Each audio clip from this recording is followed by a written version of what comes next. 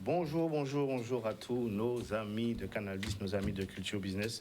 Patrick Jean, très heureux de vous retrouver comme chaque samedi pour parler économie avec une formulation, une identité particulière à Culture Business. Nous disons les choses franchement parce que avant tout, nous souhaitons faire en sorte qu'il y ait des propositions nouvelles pour construire ce territoire, pour améliorer les choses, donc des critiques constructives pour faire en sorte que nos chefs d'entreprise, que nos institutions travaillent ensemble et qu'on puisse s'assurer que l'information passe à tous les niveaux.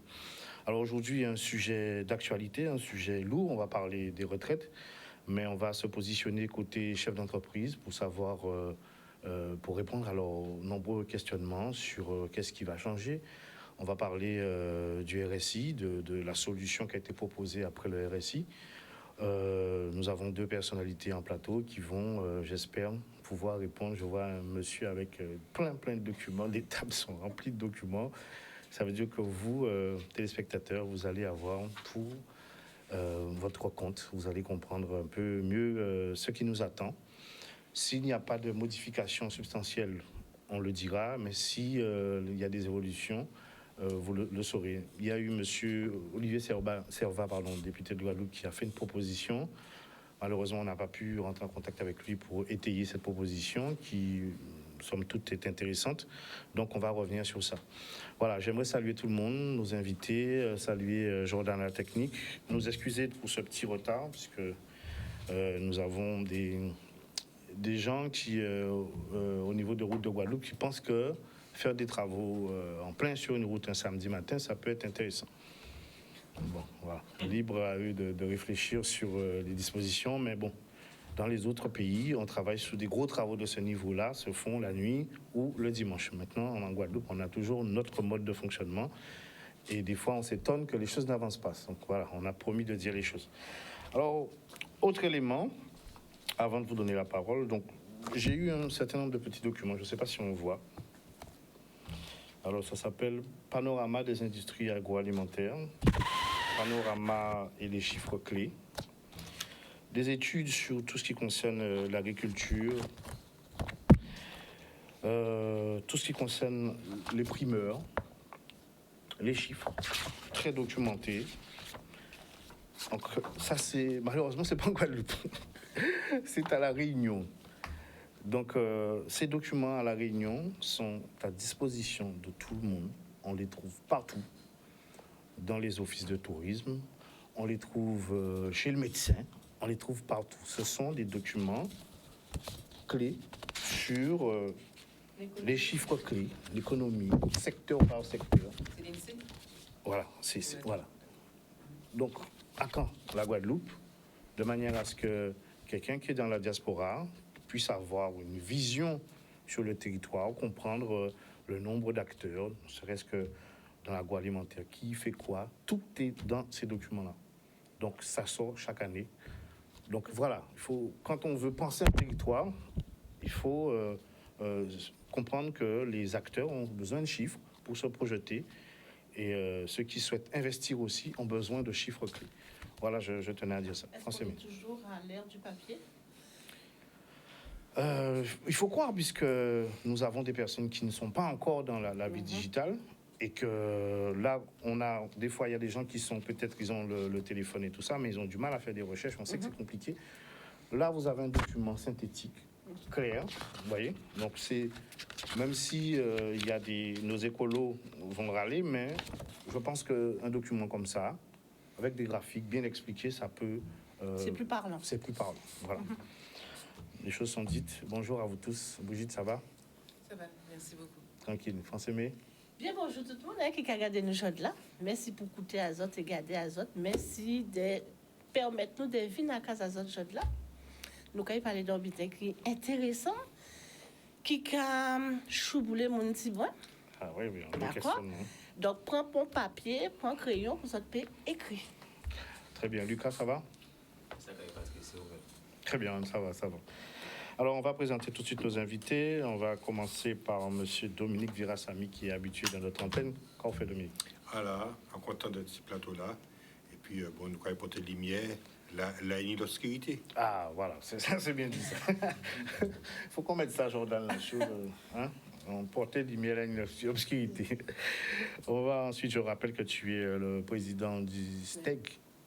Tu peux définir ce que c'est le SNEG? Alors le SNEG, c'est Sauver notre entreprise guadeloupéenne. C'est une association que nous montons d'avoir que il y a un paquet indépendant qui a souffert avec les cotisations sociales, il n'y a pas à comprendre rien, il n'y a pas monter, il n'y a pas descendre, il n'y a pas de réponse. Nous avons essayé de porter autant que faire se peut en semblant de réponse pour eux. Très bien. Alors, on rappelle que tu es couturier de métier. J'aime bien le rappeler, parce que ça se voit, oui. Chaque Oui. fois qu'il vient... Oui, il a toujours tenu. Et justement, nous n'avons un problème là, actuellement là, d'avoir que, avec les coupures des DF, Oh là là. les couturiers n'y problème, puisque le temps de fabrication est très important et quand il n'y a pas d'électricité, eh ben, le temps de livraison est retardé et donc ça oblige les collègues à travailler comme moi.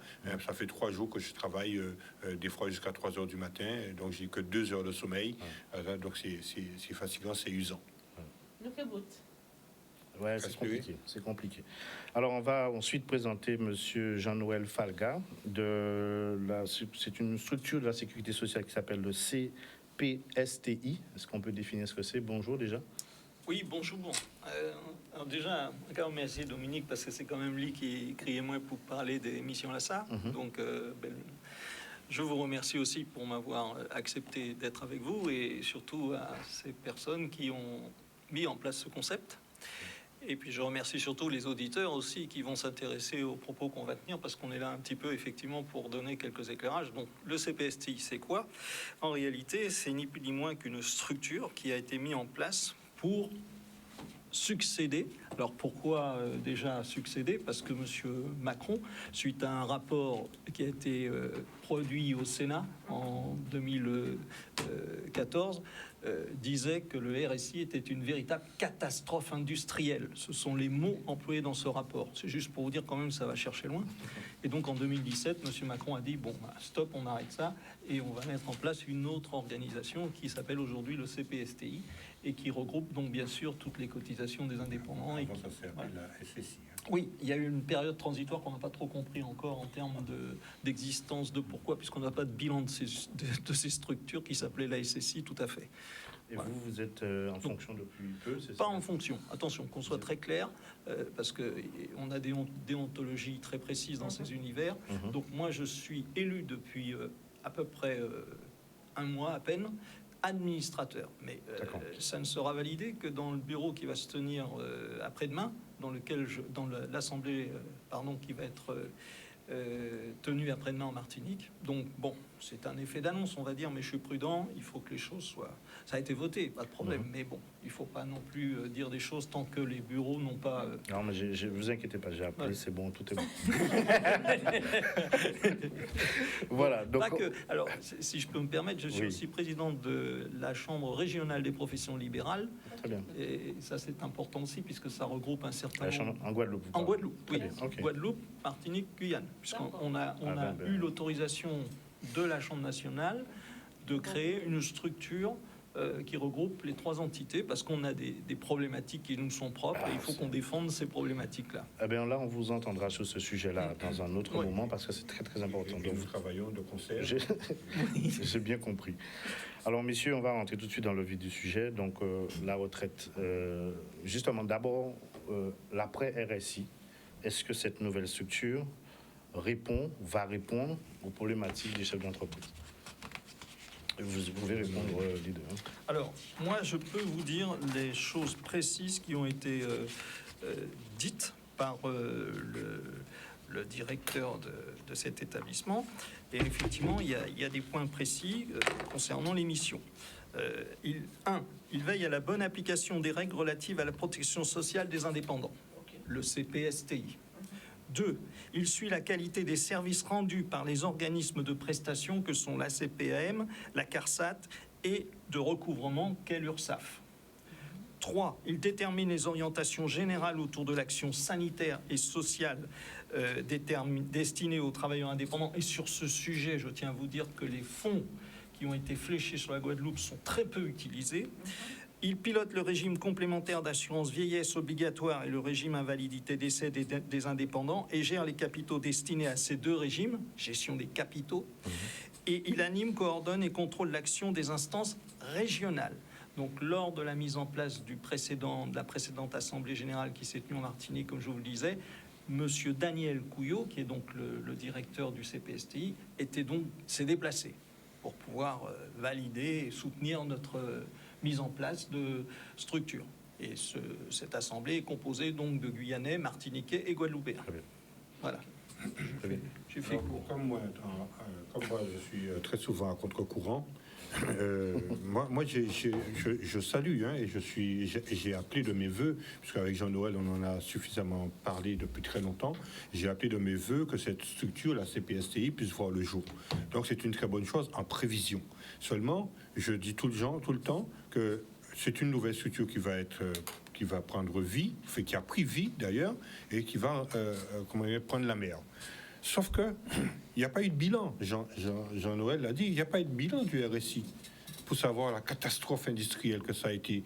Tu as parlé de ce qu'a dit M. Macron, mais M. Macron a considéré que c'est une erreur. Marine Le Pen a dit que le RSI, c'est un serial killer des entreprises. Les termes sont puissants. La Cour des comptes a condamné. Le 27 octobre 2017, les parlementaires, les députés ont voté la mort législative du RSI. C'est dire que le RSI posait problème. Or, aujourd'hui, on met un navire en flottaison et il n'y a pas eu de bilan du RSI et il n'y a surtout pas eu de bilan de la transition RSI vers la SSI, Sécurité sociale des indépendants, qui a eu lieu de 2018 à 2020. D'accord. Donc moi, ça me pose un problème. Ça me pose un problème, d'autant plus que j'ai noté depuis tout le temps d'ailleurs, un certain nombre d'irrégularités. Première irrégularité, c'est que depuis 2014 a été votée la loi Pinel. La loi Pinel dit que les indépendants, auto-entrepreneurs, micro-entreprises, sont soumis à 22%. Je dis bien 22%. D'ailleurs, j'ai pour habitude de dire que quand je dis quelque chose sur un plateau, nos téléspectateurs peuvent aller sur Internet direct et regarder. La loi Pinel, c'est 22% du chiffre d'affaires de l'entreprise. Or, quand on fait le calcul qui est réclamé, les créances qui sont réclamées, on est bien au-delà des 22%. Donc ça me pose un problème. Et quand on fait des réclamations, ça pose un problème. Ça pose un problème parce qu'il y a tellement d'alvéoles dans les cotisations sociales. Il y a maladie et maternité, maladie 1, maladie 2, je ne sais pas à quoi ça correspond. Il y a les indemnités journalières, il y a les retraites de base, les retraites complémentaires.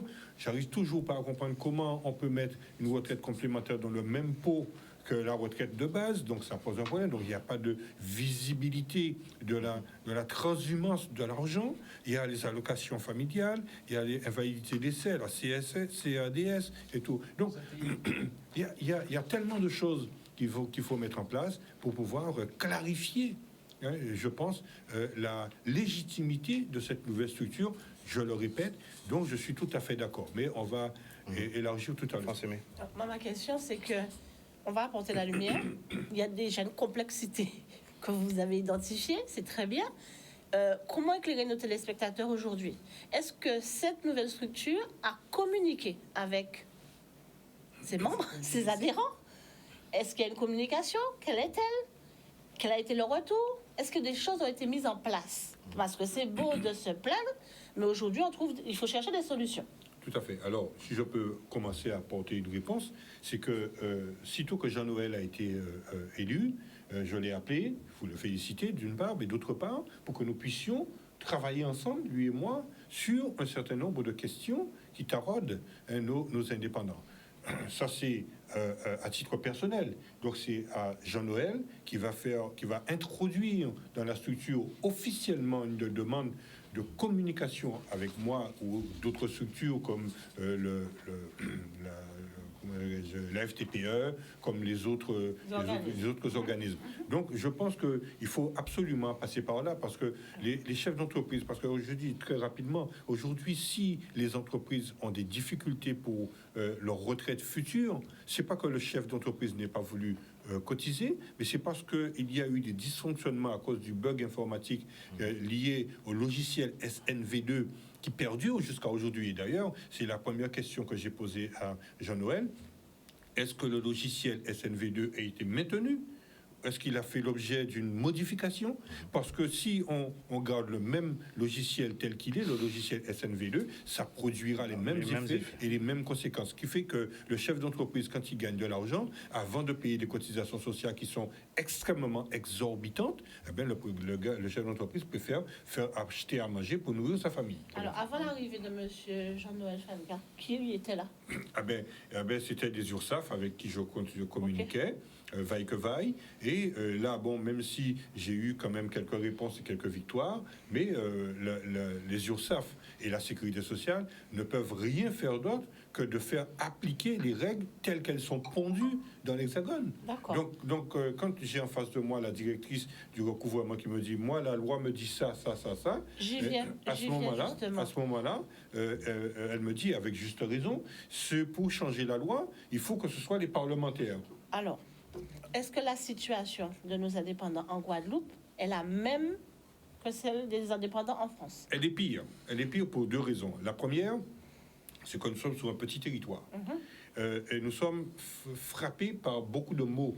Hein. Il y a le travail dissimulé, il y a les sargasses, il y a les coupures d'électricité, il y a Fiona, il y a le Covid, il y a la guerre en Ukraine, avec l'augmentation et tout ce qui s'ensuit. Donc, nous sommes un petit territoire.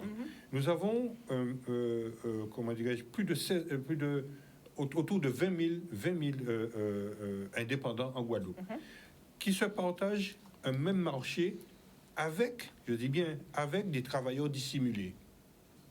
Donc, le territoire de chasse est réduit. Deuxième chose, c'est que quand on fait une comparaison avec l'Hexagone, le potentiel de chiffre d'affaires est beaucoup plus élevé en Hexagone, puisqu'il y a plus de clients. Donc, on est confronté à ce problème-là.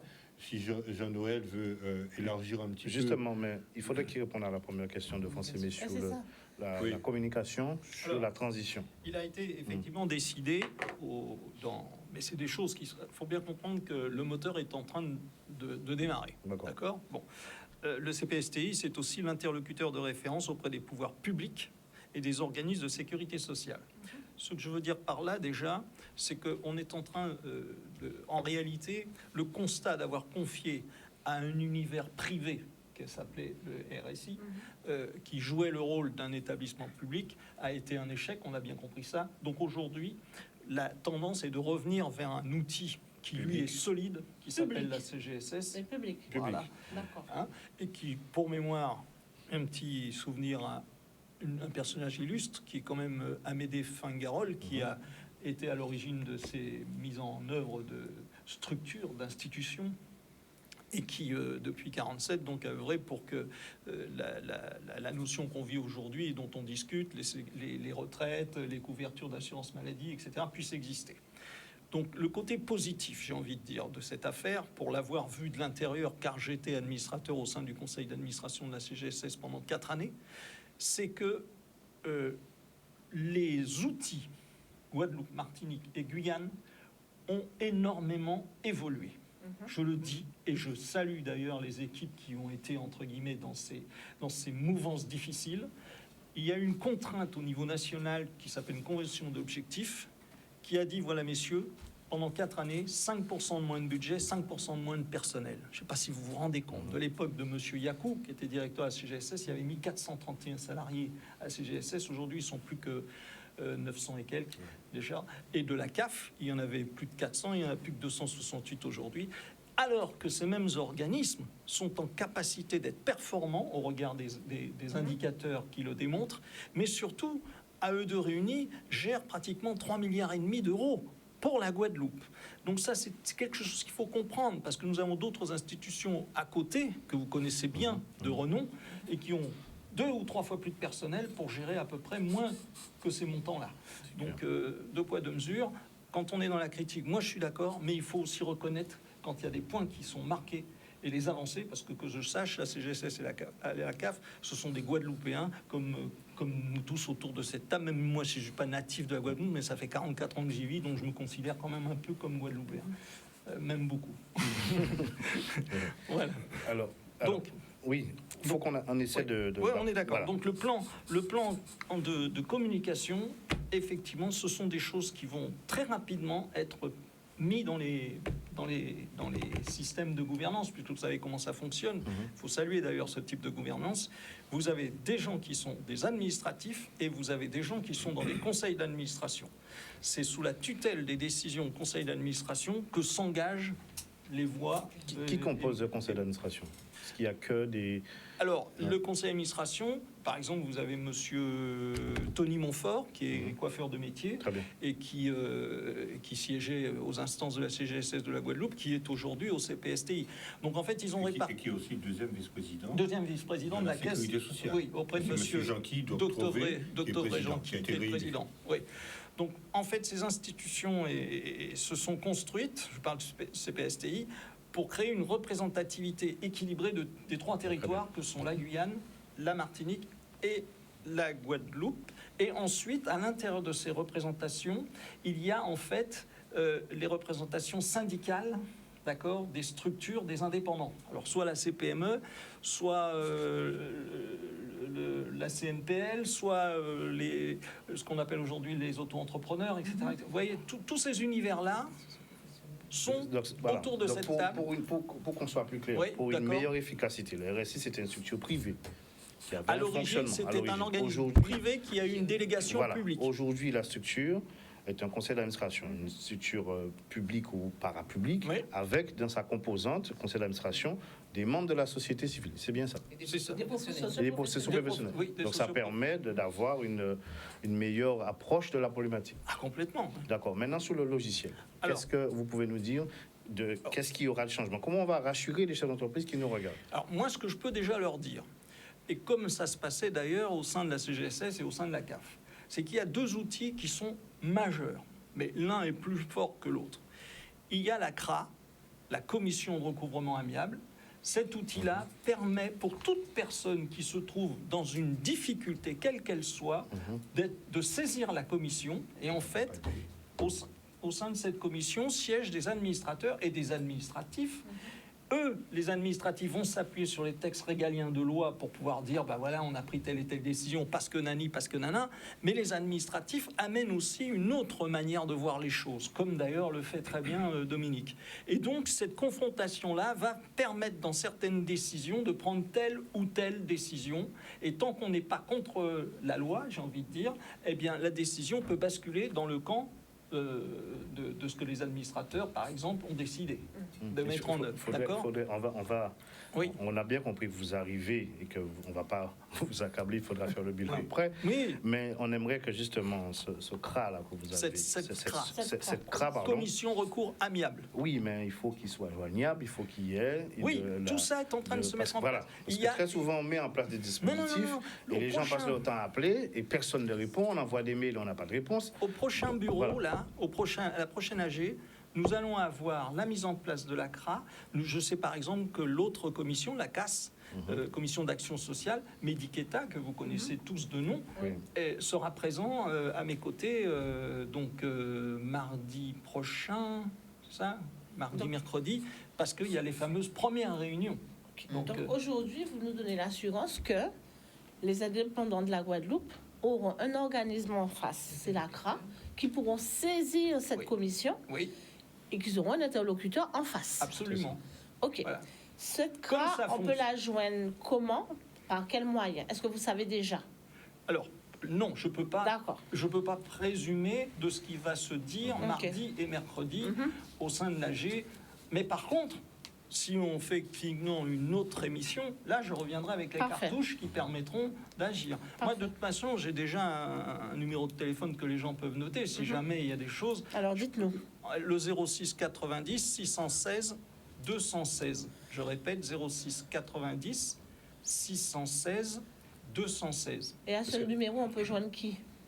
Me joindre déjà, D'accord, au moins, parfait. par exemple, dans le cadre des anciennes commissions auxquelles j'étais rattaché, bon, souvent, sur des réseaux sociaux, quand je voyais que quelqu'un était un peu en difficulté, je dis, bon, déjà, contactez-moi par mail, et ensuite, je vais répercuter auprès des intéressés telle ou telle Parfait. information pour qu'on puisse faire avancer les dossiers. Ok. Et il faut dire qu'aujourd'hui, ces structures deviennent performantes. Pour quelles raisons?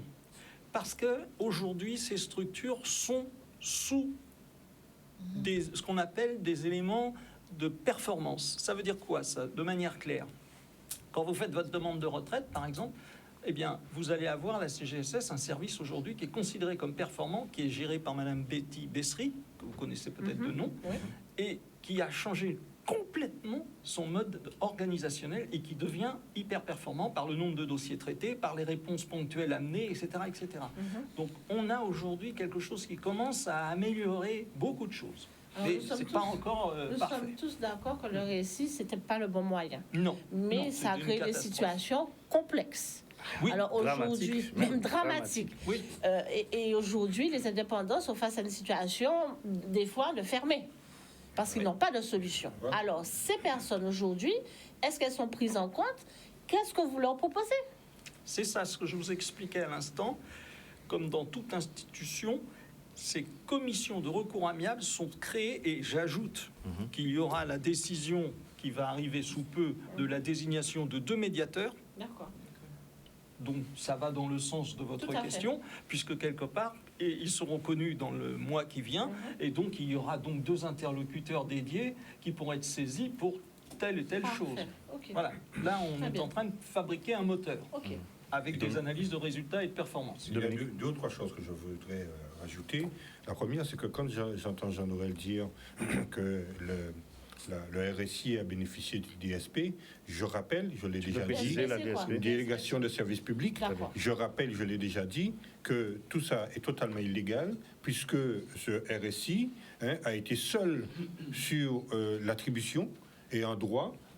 L'arrêt Poussé-Piste le dit clairement, pour aller sur une DSP, il faut être mis en concurrence. D'accord. Or, le RSI était tout seul. Alors, il faut Ok. savoir que dans cette situation, nous avons avancé, puisque avant la mandature parlementaire de l'Assemblée nationale de maintenant, j'ai travaillé avec les 4 députés, Madame Bénin, Madame Vainqueur, Monsieur Servat et Monsieur Mathiazin, et nous avions obtenu du président Ferrand de l'époque qu'il soit déclenché des auditions précisément sur les dysfonctionnements du RSI.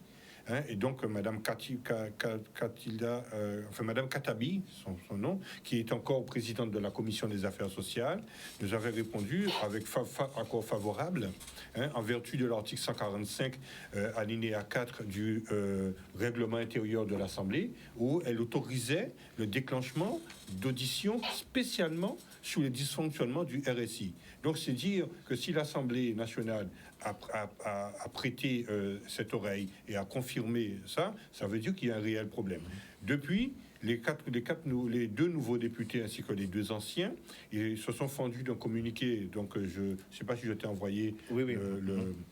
l'information, signée par les 4 députés, et qui ont demandé à la présidente de la commission, Madame Katabi, de remettre l'ouvrage sur le métier, parce qu'il y a énormément de problèmes avec les indépendants qui fait que ces personnes-là ne s'en sortent pas. Et la preuve en est, c'est que comme ils n'ont pas pu cotiser correctement, ils se retrouvent avec des trimestres en moins, qui fait que quand ils partent à la retraite, ils ne perçoivent que 100 à 150 euros de retraite. Et c'est pour ça que j'avais écrit au président de la République lui demandant pourquoi cette discrimination, puisque à propos de la retraite, il a demandé à ce que les agriculteurs soient revalorisés de 300 euros à 1036 euros, ce que j'ai trouvé de très bien, sauf que à l'Assemblée nationale, il n'y a toujours pas eu de vote pour que les artisans, les commerçants et les professions libérales soient dans la même veine de revalorisation. Et donc, ça pose un problème. Ça a été pris en compte par Olivier Servat, qui va faire une note à l'Assemblée pour que justement que cette partie-là soit votée, pour que les artisans, les commerçants et les professions libérales puissent être revalorisés de la même manière. Maintenant, ça c'est pour les gens qui ont une carrière pleine. Voilà. Et c'est ça qui me pose un problème. Ouais. C'est que si on fait revaloriser de 300 à 1036 euros, ce qui est très bien, ce qui fait un delta à peu près de 700 euros. Mais et ceux qui ont 150 euros de retraite maximum, pourquoi ne pas les faire remonter jusqu'au RSA, pour ne parler que de ça, autour de 500, 600 euros, puisque ces gens-là, ils doivent pouvoir bénéficier d'une revalorisation équationnelle.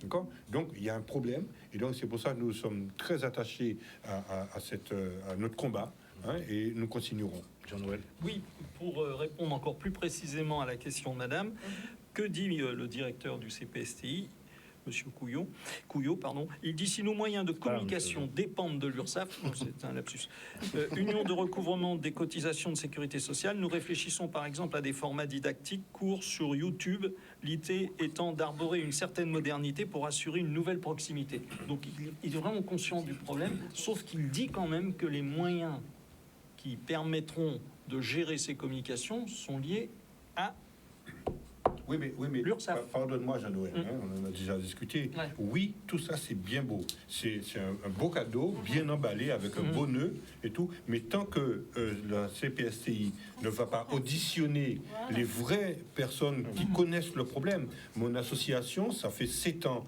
8 ans que nous y travaillons, hein, à tel point que M. Yakou, l'ancien directeur de la Sécu, lorsqu'il a été interviewé sous Guadeloupe Première, pardonnez-moi, je vais faire...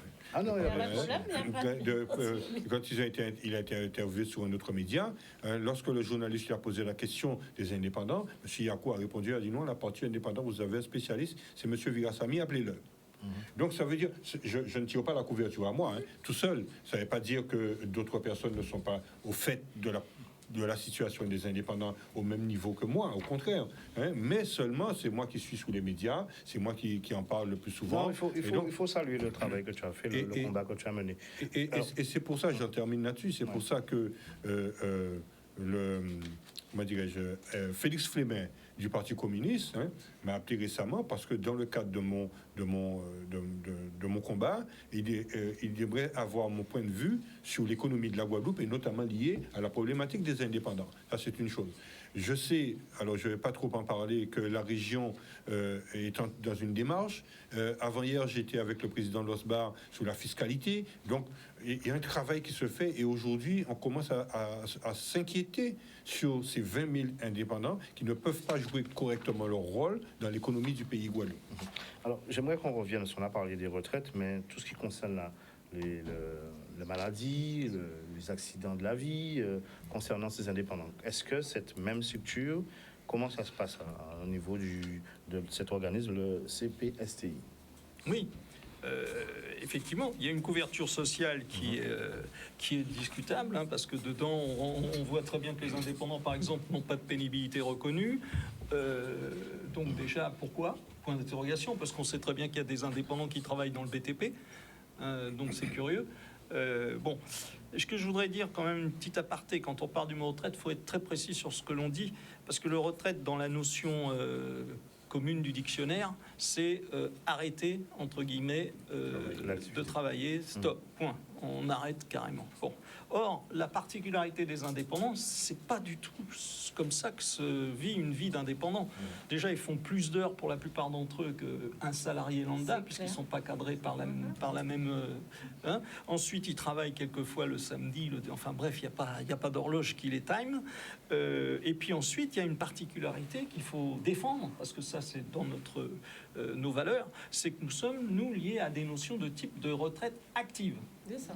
Hein, ça aussi, c'est des choses qu'il faut... Bon, alors tout ça, maintenant vous parliez effectivement de la notion santé-sécurité au travail. Bon, il y a une grande discussion autour de cette thématique-là aujourd'hui, parce qu'effectivement, on n'est pas du tout à égalité avec les salariés sur ce sujet. Donc on a, j'ai envie de dire, la couverture...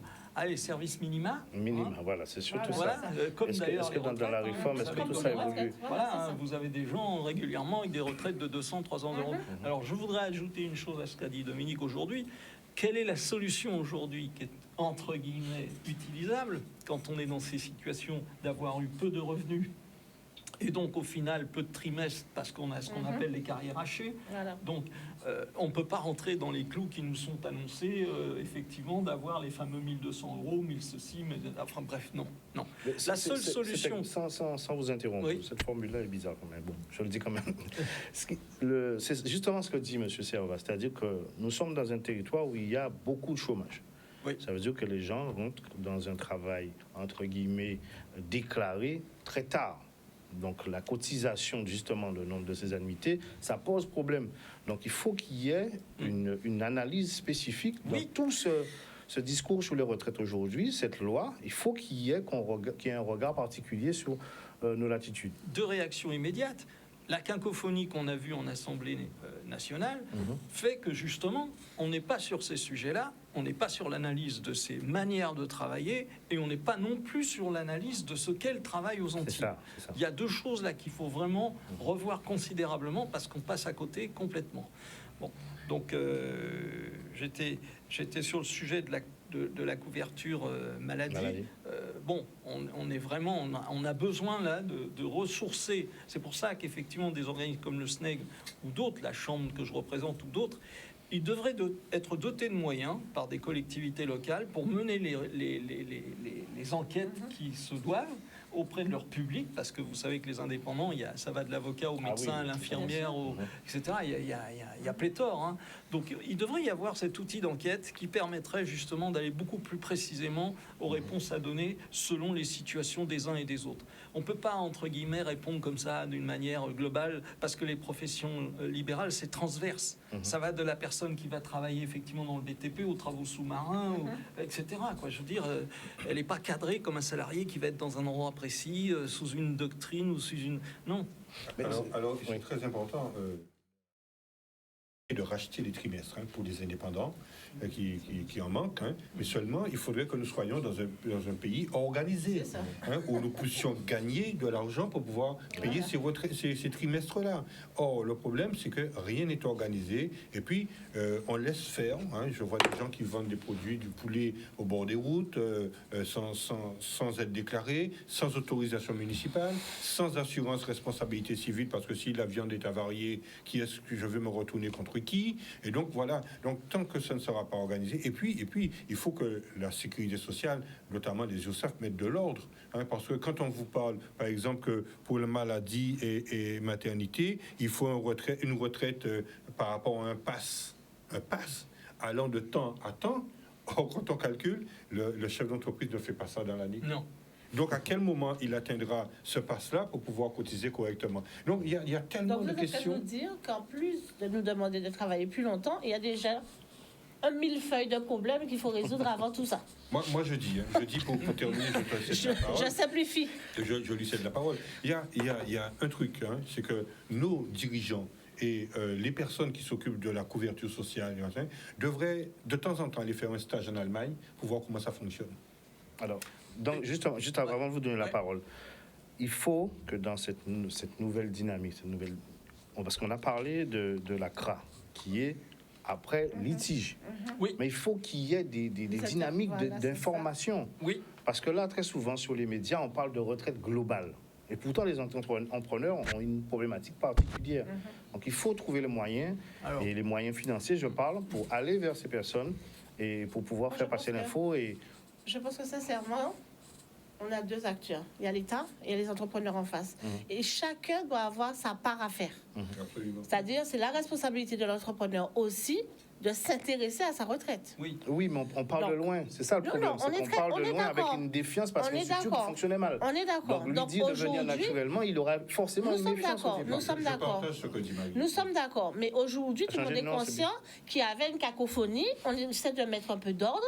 Donc, c'est bien que l'État fasse la communication comme il faut, en redescendant dans tous les groupements professionnels, mais c'est aussi bien qu'un entrepreneur lambda cherche aussi, compte tenu de la cacophonie, à aller chercher l'information. Alors, oui, pour moi, il y a un truc qui me choque, et j'ai envie de dire qu'il y a un vrai combat à mener là, pour les indépendants, c'est que quand vous avez passé une carrière de vie à travailler, d'accord? Vous vous retrouvez à la fin de votre vie avec ces fameuses sécurités sociales de misère, et la seule solution qu'on va vous proposer, vous savez laquelle c'est? On va vous dire, bah voilà, non, pas du tout. On va vous dire, monsieur, vous n'avez plus qu'à solliciter l'ASPA. Qu'est-ce que c'est que l'ASPA ? Non, mais on se comprend. C'est la société. Donc, ça veut dire quoi ? Ça veut dire que vous allez bénéficier effectivement d'un complément financier par rapport à votre petite retraite pour aller jusqu'à la hauteur de 834 € hors taxe. OK ? Et ce petit complément, par exemple, si vous gagnez 250 €, de 250 € à 834, ça fait à peine 600 €. On va vous demander à votre mort de le restituer. Quoi ? Avec votre Oui, patrimoine. madame. Parce que ça va être Donc en fait, prélevé sur votre patrimoine. Alors, je vais rester poli. Je vais rester poli. j'en aurais à sauter une marche. C'est que d'un côté, certaines personnes peuvent bénéficier de l'ASPA en n'ayant aucun patrimoine. Donc ces gens-là vont bénéficier de l'ASPA. Moins de 100 000 €. Non, il y en a qui bénéficient de l'ASPA sans avoir de patrimoine. Donc Moins de 100 000 €. ces gens-là, on ne peut pas les récupérer quoi que ce soit sur Mais eux. oui. Et sinon, si vous avez un bien à partir de 100 000 €, je crois Voilà. que c'est un peu moins en France, 100 000 €, et c'est ce que j'ai demandé à Olivier Servat et à Max Mathiazin, Je pense qu'il faudra. c'est de hausser le plafond de 100 000 à 200 000, parce qu'à 100 000 €, on n'a rien. C'est une cahute. Non, Patrice. c'est surtout Alors. le fruit d'un travail. Logiquement, depuis Nani-Nana, c'est pour transmettre à ses enfants Ben oui, mais- la Patrice. richesse qu'on a eue. Moi, je me souviens des anciens, en Guadeloupe. Ils étaient cassés en monnaie régulièrement parce que ça Voilà. te permet fait En économie. pour un enfant, pour l'aider. Alors que là, l'aide, qu'est-ce qu'on va en faire ? On va la rembourser, en fait, parce que c'est notre retraite qu'on aura Bon, Patrice, préfinancée. tu serais d'accord qu'on fasse une autre De émission toutes les sur cette manières, thématique? de toutes les manières, On est la semaine obligé. prochaine, on aura M. Oui. Servat pour compléter cette Voilà, partie-là, parce c'est qu'il a fait une proposition. Ça, c'est un Voilà. vrai combat. Donc alors, Elle monsieur... demande du SNEG. Mais non, mais t'inquiète pas. C'est noté, Non, c'est voilà. noté, Non, Dominique. c'est bon. Dominique, c'est Donc, noté, mettez photo, c'est voilà. noté. Bon, on va tout de suite faire la transition avec notre ami Lucas qui va nous présenter deux personnalités aujourd'hui. Merci pour la parole, Patrice. Donc aujourd'hui, on reçoit Aital Zayan, agrotransformation, plantes, fruits et légumes. Et il y a quelque chose qui m'a marqué, c'est l'or vert par excellence. Et comme chez nous, en pays Guadeloupe, l'or vert, c'est pas ce qui manque. Donc, on aimerait entendre qu'est-ce que vous avez à nous dire pour encourager nos jeunes à l'action entrepreneuriale et peut-être même dans l'agriculture et dans l'or vert. Alors, on commence par toi. Est-ce que tu peux nous présenter ton activité ? Donc, si j'ai bien compris, pour le présenter aussi au présentateur, vous êtes ensemble, donc c'est ton collaborateur, Voilà, tout à fait. C'est mon C'est ça. collaborateur, donc Ok. Joseph. Joseph. D'accord. Joseph et Et Cindy. Cindy. Donc, Cindy, tu peux nous parler de ta formation, qu'est-ce qui t'a amené à l'action entrepreneuriale et surtout dans l'agro-transformation. D'accord, donc il faut que je commence depuis le début. C'est- Ok. Donc en fait, j'ai eu la chance en fait de grandir avec ma grand-mère. Donc c'est elle qui m'a élevée. Et comme tout grands-parents en fait qui se respectent, elle avait toujours le jardin en fait derrière la maison. Donc j'écoutais aussi les conversations, pardon, c'est l'écoute. J'écoutais aussi les conversations quand elle conseillait la famille sur telle et telle plante qu'il fallait prendre pour telle et telle pathologie. Donc voilà, c'est parti comme ça. Donc, c'est un héritage qu'on a aussi aux Antilles. Tout à fait. Et qu'il faudrait aussi C'est- transmettre pour les jeunes. D'accord. Ok. Intéressant. Et Joseph, est-ce que tu peux nous parler de toi? Qu'est-ce qui t'a Donc, en fin de compte, encouragé? moi, c'est ma grande passion pour la nature. Donc, en fin de compte, j'ai toujours été attiré par tout ce qui est plantes médicinales. Et depuis ma plus tendre enfance, j'ai toujours été, en fin de compte, soigné par nos aînés, quoi, des petits anciens que mon père m'emmenait voir pour telle chose, telle chose. Donc, en fin de compte, petit à petit, je me suis intéressé, j'ai posé des questions. Et jusqu'à maintenant, en fin de compte, je me soigne par ça, quoi. Donc, c'est bien pour ça que, pour moi, pour tout ça, c'est une forme de transmission parce que c'est notre patrimoine à nous. Parce que notre pharmacopée de Guadeloupe, elle est très, très, très riche. Donc, il faut qu'en fin de compte, que les gens soient conscients qu'il faut qu'ils aillent dans cette direction, quoi. Donc, c'est bien pour ça que Aital Zayan, ça me parle. Et en plus de l'héritage donc culturel des aïeux, est-ce que vous avez suivi une formation? Donc moi, en tant que jeune, je suis intéressé par exemple par l'agro-transformation. Quelle formation déjà que vous avez fait? Oui. Et qu'est-ce que vous pouvez dire à ceux qui sont intéressés? Moi, déjà, tout d'abord, j'incite tous les jeunes à aller vers la formation. Parce qu'on n'arrête pas de se former, il faut continuer à apprendre. La Guadeloupe, on a beaucoup, beaucoup de potentiel. Et il faut que les jeunes, maintenant, ils aillent sur tous les domaines de formation, dans le sens qu'il faut qu'il y ait plus d'entrepreneurs guadeloupéens. Nous, à mon époque, peut-être, moi, je suis un ancien, on nous incitait pas à devenir notre patron nous disait va travailler à Jarry, ben, va faire ci, va faire ça. Maintenant, ça a changé. Maintenant, les petits jeunes, maintenant, ils veulent s'investir. Donc, moi, personnellement, en tant qu'entrepreneur, avec ma collaboratrice Cindy, je les incite. Donc, en fin de compte, nous, notre formation à nous, je laisse Cindy Donc, nous avons suivi une formation d'agrotransformation. D'accord. D'accord. Par la suite, on continue jusqu'à maintenant en fait à se former. C'est vrai qu'on enchaîne les formations en même temps le travail, mais comme je dis que c'est le savoir en fait et c'est important. C'est très important. Surtout à l'ère d'Internet, on peut avoir... Tout à fait. Tout est accessible. Tout est avec accessible, Tout à fait. tout est accessible, surtout au niveau des plantes médicinales. Henri-Joseph le disait, moi j'ai confirmé long time avant lui, je respecte le travail qu'il fait, c'est qu'on a plus de 625 plantes médicinales. Donc imagine, tu prends juste une plante, t'imagines les possibilités infinies que tu peux faire. Bien sûr. Donc 625. Donc même si on se met à 15 à faire la même plante, mais la plante a tellement de vertus. Et il faut que... C'est clair qu'il y a un truc que j'adore, c'est que depuis le Covid, il y a quelque chose qui s'est passé, c'est qu'il y a une prise de conscience qui s'est faite, que les gens, en fin de compte, ils veulent revenir vers le naturel, ils veulent revenir sur les trucs en temps longtemps. Ils se rappellent très bien. Moi, je me rappelle très bien, à l'époque, quand tu disais un papier à mamie, tu l'amènes au docteur, c'est comme si tu voulais le tuer. Parce que derrière, chez eux, moi, je me rappelle ma grand-mère, quand j'allais chez ma grand-mère, derrière chez elle, juste derrière, collé avec la cuisine, il y avait Atumo, il y avait tout, quoi, des protéines. Moi, j'allais pas le voir souvent, mais je suis sur le mot, j'avais des petites mamies que je connaissais. C'était comme si c'était une mamie à moi. J'allais avec eux dans le jardin, puis elle disait, montez à d'un peu, voilà, quand elle bitait, fais ci, fais ça. Mais le truc qui se passe, c'est que... Quels sont votre produit phare? Alors, est-ce qu'on peut montrer ce qu'ils nous ont ramené? Nous parler un peu de vos produits. Ouais. Donc, je vais vous laisser nous expliquer qu'est-ce qu'on a. Il y a le produit phare qui s'appelle la Clitoria ternatea. Donc j'ouvre en fait pour que tout le monde puisse regarder. La clitoria, on n'a pas bien La compris. Clitoria ternatea. D'accord. Donc pourquoi on l'appelle la Clitoria? Parce que quand elle est ouverte, la fleur, elle ressemble vraiment en fait au clitoris de la femme. D'accord. Et ça, c'est excellent. En fait, c'est la plante qui m'a même sauvée, entre guillemets, puisque auparavant, je souffrais de troubles menstruels, enfin, de douleurs menstruelles. Voilà. Et depuis que je prends cette plante, je n'ai plus de douleur. Et vous transformez cette plante ou Voilà, tout à fait. On la le transforme comme ça? donc en le vend en fleurs fraîches, les fleurs sèches ici, et le sirop de Clitoria. Mais Donc, juste, vous faites de la production et de la transformation aussi. Vous Oui. produisez et transformez ce que... Tout à fait. D'accord. En fin de compte, à la base, nous, on plante, on récolte, on produit, on transforme. Super. Et on Et on commercialise. commercialise. Donc, juste une petite précision, c'est que la qualité de nos sirops, nous, on a voulu proposer une qualité spécifique. C'est que notre sirop, en fin de compte, on le fait à base d'eau de source et surtout cuit au feu de bois. C'est ce qui permet, en fin de compte, de garder la valeur organoleptique du produit fini. Donc, tu retrouves tous les nutriments, les minéraux et tout ce qu'il faut, quoi. Et c'est clair que la cuisson au feu de bois, les anciens connaissent, hein, ça fixe le produit et ça te donne un goût bien particulier. Les deux autres produits, c'est quoi? Alors, nous avons ici de l'huile, donc des macérats huileux. Je précise. L'huile de quoi? Donc là, c'est de l'huile de dattier. D'accord. Pour parler de l'huile, on a une base d'huile qu'on utilise, donc de l'huile de coco qu'on fait nous-mêmes à froid. Et à partir de cette huile de coco, on fait les dérivés. Voilà. En macération.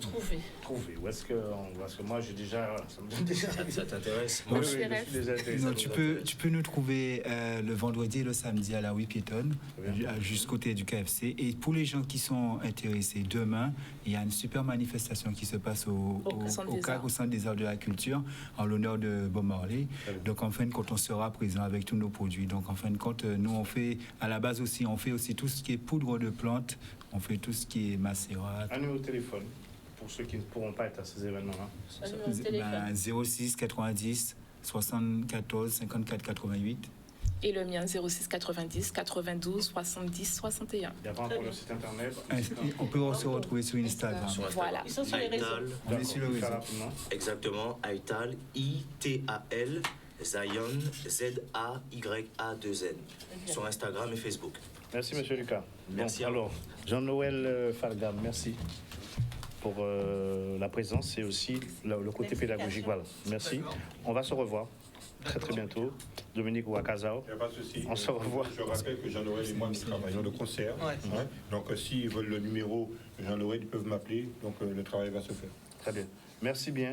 On va revenir sur ça la semaine prochaine, sur ce sujet, pardon, avec M. Servat, parce qu'il faut vraiment qu'on comprenne où on va et ce qu'il souhaite faire avec cette belle initiative.